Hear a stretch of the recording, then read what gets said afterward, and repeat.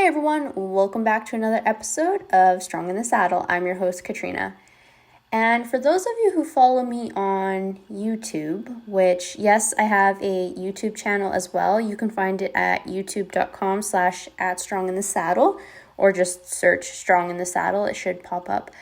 On the video I released on the Friday before this episode goes live, I talked about sending Diesel away for training.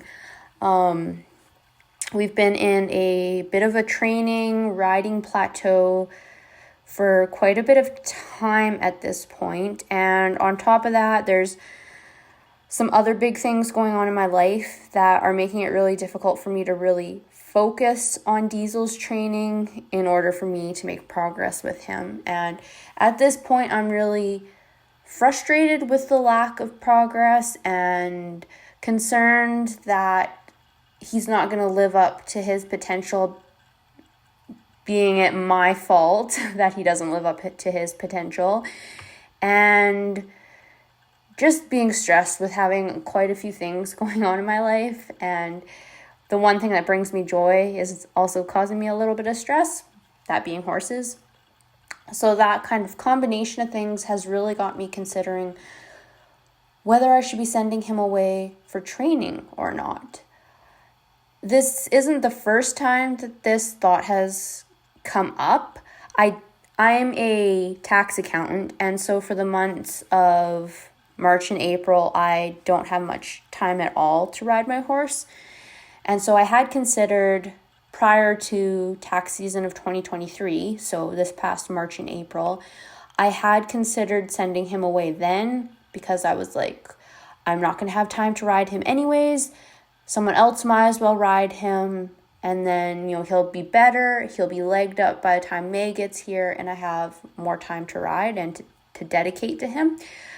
I didn't end up doing that. I did as best I could to spend time with him during tax season and just kind of worked around my schedule and that sort of a thing.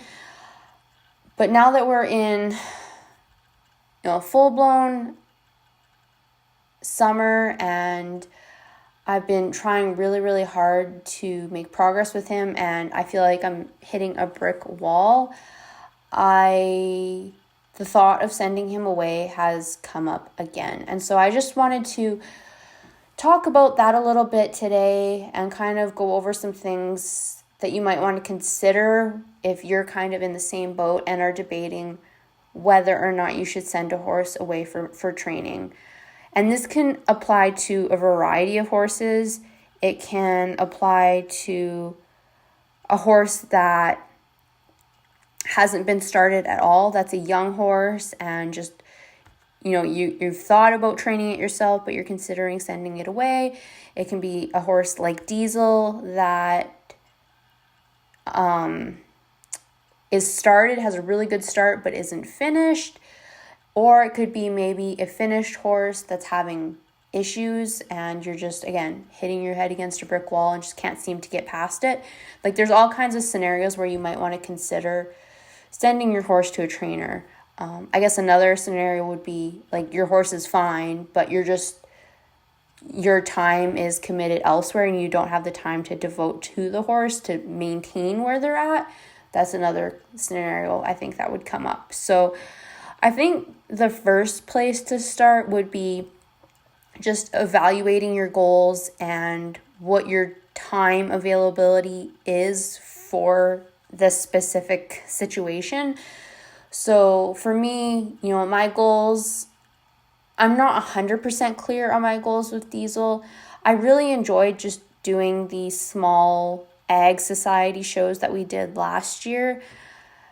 I did have goals at one point to do some of the bigger reining shows here in Alberta, like the Reining Alberta spring, summer, fall classic kind of shows and that sort of a thing. I'm on the fence on whether I would want to do those shows anymore. I've thought about doing AQHA ranch riding shows. So I'm a little bit fuzzy on my goals, but I do think I would like to show, period. It's just a matter of what degree. Am I going full-blown like Reining Alberta type of thing, or am I happy staying in Ag Society shows? Either way, Diesel does need to be better trained for me to feel like we would do really well at the shows. We did do really well at the ag shows last year, but to be honest, it is because the competition, the bar at those competitions is very, very low. It's a lot of people that, it's very, very much recreational people, right? And so, but I would like us to be better even if we are just doing those type of shows. And then the other thing I needed to evaluate is my time commitment. So like specifically this summer, we are moving, which if you watch my YouTube video that I posted yesterday, you would know that whole situation. And I also have some health stuff coming up that will prevent me from riding anywhere from 2 to 6 weeks, which is unfortunately a lot of summer. But outside of all of that, usually I have the time to ride 6 days a week very consistently outside of tax season. I do have some constraints, not in terms of time, but in terms of circumstance when it comes to riding in the winter, because I do not have a indoor riding arena on this property. I have to haul if I want to ride in dirt during the winter. So there's that. And then within the context of all of that, just recognizing that there's a chance like that amount of time, even though I am really consistent, might not be sufficient to continue to progress Diesel. And just, yeah. So I would really encourage you, if you're kind of in this boat, first sit down and think about, okay, what are your goals and what is your time commitment that you can allocate to achieving those goals? And if there's a discrepancy where your available time is not sufficient for achieving those goals, then considering taking your horse to a trainer is probably something you should be considering. The next thing you need to assess, of course, is just your horse's foundation and their training level. I would say look at their foundation. A horse with a good foundation, they've been started right and rode well in the first good chunk of their life. A horse like that, I feel like you can get away without having a trainer more often than not, just because when you have a solid foundation, it can really hold you up regardless of what happens after that. With Diesel, like I do say he does have a good foundation. I don't know if it's solid. Like he is good. But I feel like there's just something not quite there. And as a non-pro, I don't know if I can pinpoint it. So I would say like maybe foundation does need to be tweaked a little bit yet. And then also just considering any gaps or areas that need improvement in your horse's training. So with Diesel, there's definitely gaps if we're looking at in the context of being a reining horse. So he does not have a flying lead change right now. Lead departures are fine. Sliding stop is coming along good. His spin is coming along good. Slow small circles are his jam. Large fast we can work on, but that's easy enough. Riding one-handed, he needs work on. So like the big thing is the lead change. So that I would say that is a significant gap, because that is one of the maneuvers of a reining pattern that you need to do twice in every reining pattern, right? You need to do one to the left and one to the right. So that is something, and I did try hard to teach it to him last year and just completely fell flat, to be honest with you. At one point last summer, I just kind of gave up and just went back to just working on things that would support a flying lead change. So just working on things like lateral movement and stuff like that. And in the context of that, I would say you need to be honest with yourself. So I will be honest with myself and saying, I've never taught a horse how to do a flying lead change. I can sit here and watch YouTube videos all day and listen to podcasts and read books about teaching a horse how to do flying lead changes, but that doesn't change the fact that I've never actually done it in practice. I've rode a flying lead change, but I've never actually taught it. And if I'm brutally honest with myself, I would say I'm probably not an advanced enough rider to properly teach a flying lead change. Like, that hurts my pride. That hurts my pride a little bit to say that, but I think I have to be honest with myself. That is probably accurate. Maybe under the eye of a trainer, like if I was riding with a trainer, I might be able to do it. But at the very least, it would take a lot longer to get it nailed down than someone who is a professional at doing that. So yeah, assessing your horse's foundation, their training level, where there's gaps, all that sort of a thing. And I think once you've done that, on top of assessing your goals and your time commitment, I think once you do a really honest look at those things, I think you're probably going to be in a better position to say, yes, I need a trainer, or no, I don't need a trainer. And if the answer is yes, or even a maybe, I would say start researching and reaching out to trainers. If you're unsure, it doesn't hurt to reach out to a trainer and just get their opinion. You never know what they're going to say, and they might have some valuable information for you that could help you make your decision. So it's really important to do your research on trainers. If you're not familiar with trainers, then talking to people that you know in the horse industry who would know about reputable trainers. There is definitely a lot of trainers out there that are complete garbage, if I'm blunt. Because you have to remember, there's no professional designation for a trainer the way there is for my profession as an accountant, right? As an accountant, as a CPA specifically, I am held to a very high standard on what is expected of me when I say that I hold this designation. There is no similar standard in the horse training industry, and as a result, there is the risk that you could take your horse to someone who has no idea what they're doing and could potentially mess up your horse. It might not be permanent, but they can do some damage that is going to cost you even more money to fix. So I think it's really important to take your time and find a very, very reputable trainer.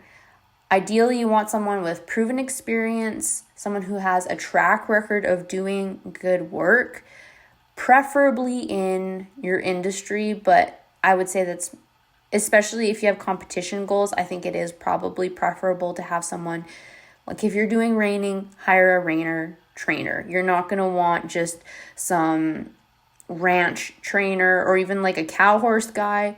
Like, you're going to want a reiner trainer. I know there's some girls that are barrel racers who take their horses to rope horse trainers or reiner trainers or cow horse guys.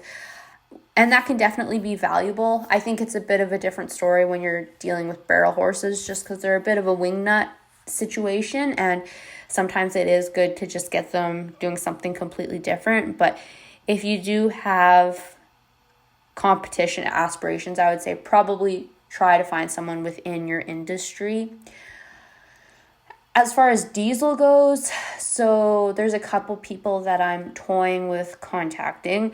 The one is the trainer that he was with at the time that I purchased him.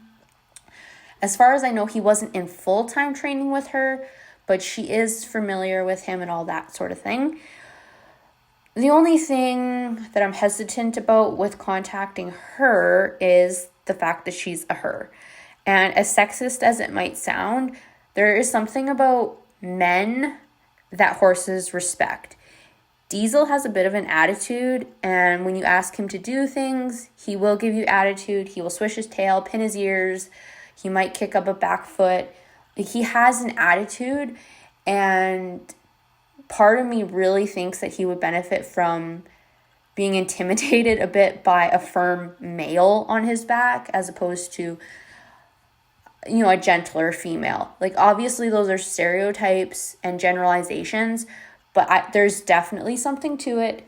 So that is why I'm also considering calling the trainer that we bought Junior off of. So I've had Junior since 2006, and he was trained by, I don't even know what you want to call him. He does cutting, he does cow horse. He's just, I think you could call him an all-around cowboy. But I absolutely love the feel that I have on Junior. And when I bought Junior, he had all the bells and whistles. He could do lead changes. He could do spins. I don't think he had a sliding stop because he was a cutting horse. But like, he had all the fancy stuff. And so I'm considering contacting that trainer to discuss my options with him.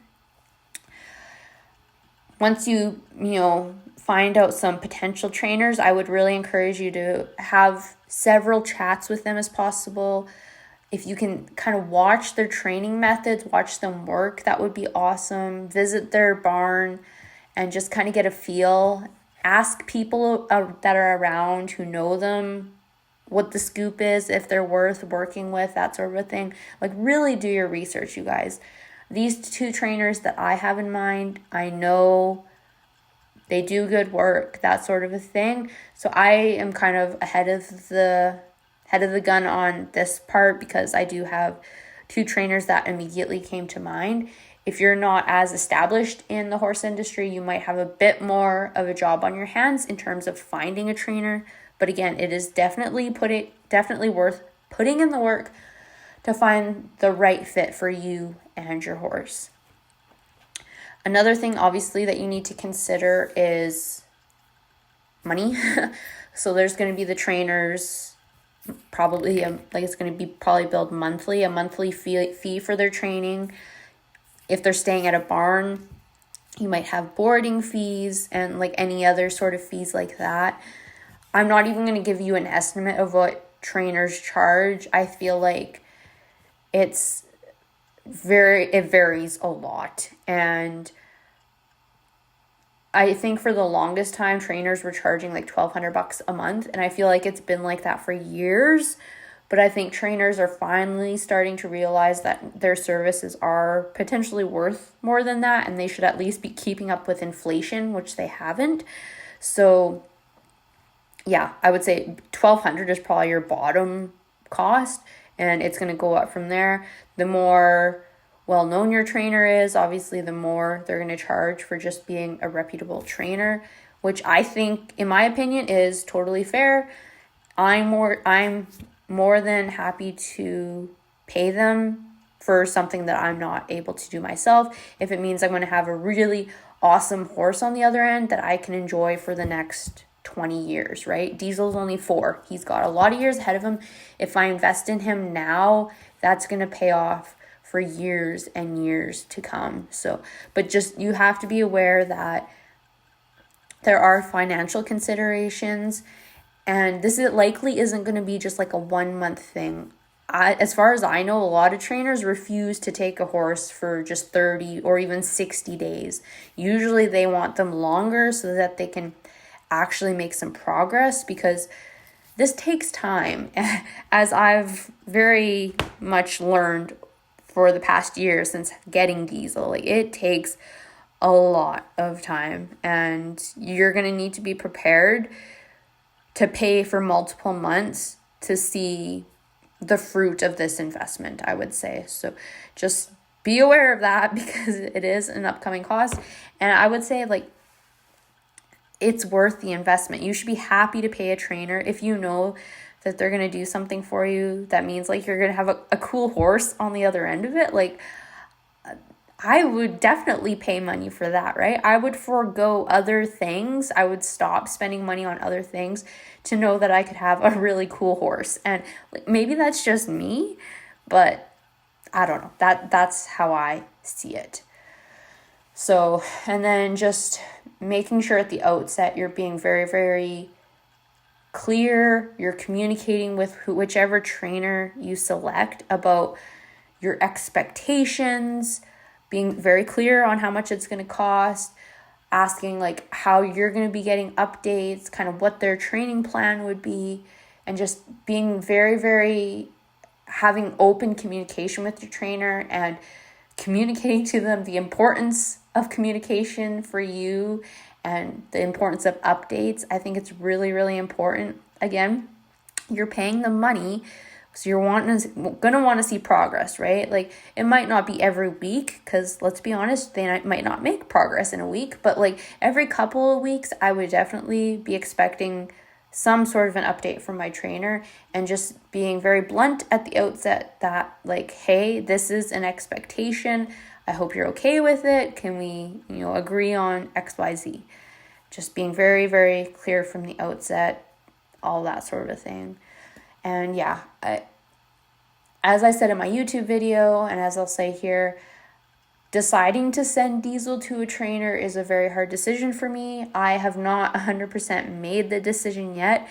I did type out a message to send to one of those trainers the other day, and then I deleted it because I just don't know. And to be honest, I probably should just stop that and just reach out just to inquire. Like, just because I send a message doesn't mean I have to send my horse to them tomorrow.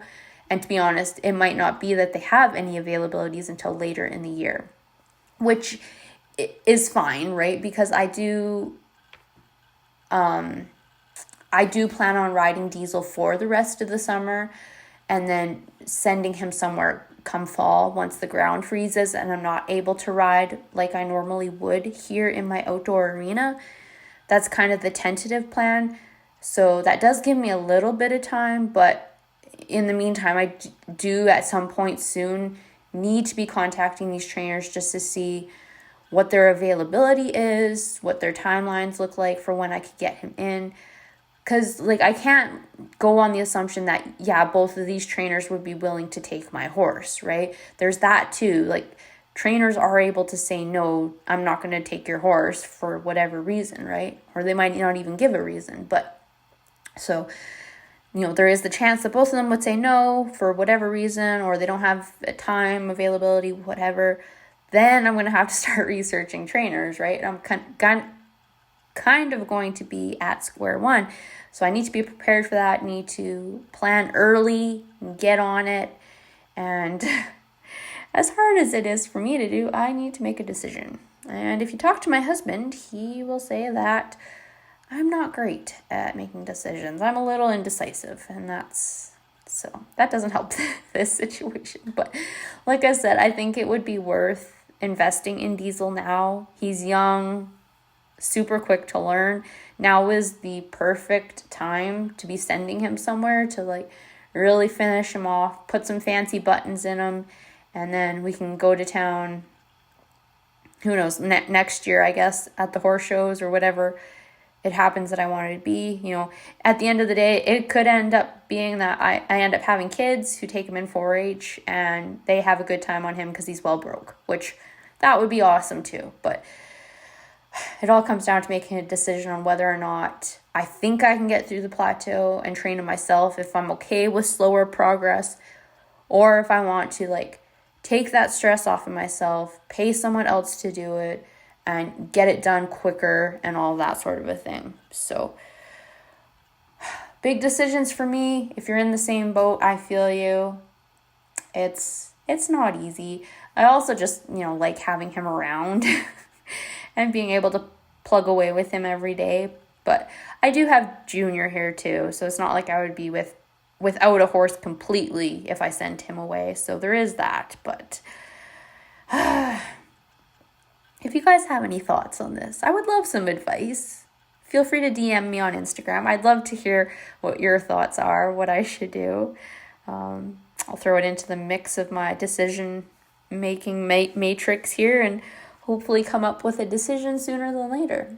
But I think I will end the episode there. Hope you guys enjoyed it. As I said, I have YouTube. I'm doing vlogs on YouTube now. I'm trying to post one twice a week. So I'm trying to do like what do we got here? A Tuesday and a Friday vlog every week. So far, it's okay. Even in the chaos of moving, I've been able to manage this somehow. I really enjoy vlog style YouTube videos, so I figured I enjoy watching it, so I'm assuming other people enjoy it as well. So be sure to check out my YouTube channel, youtube.com/@stronginthesaddle. You can find me on Instagram and Facebook @stronginthesaddle. And yeah, as always, until next time, remember, it's always a good day to ride.